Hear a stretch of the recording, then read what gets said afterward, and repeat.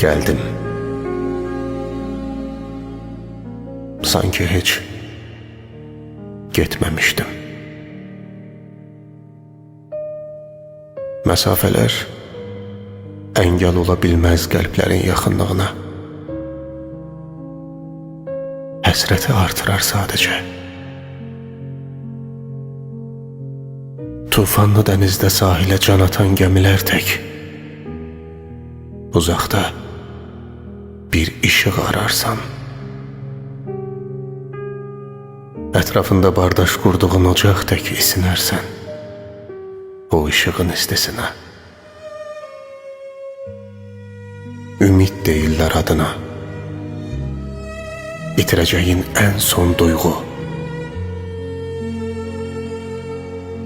Geldim. Rahat ol. Çok şey istemiyorum. Yeter ki pıçılda. Sen hiç gitmemiştin ki.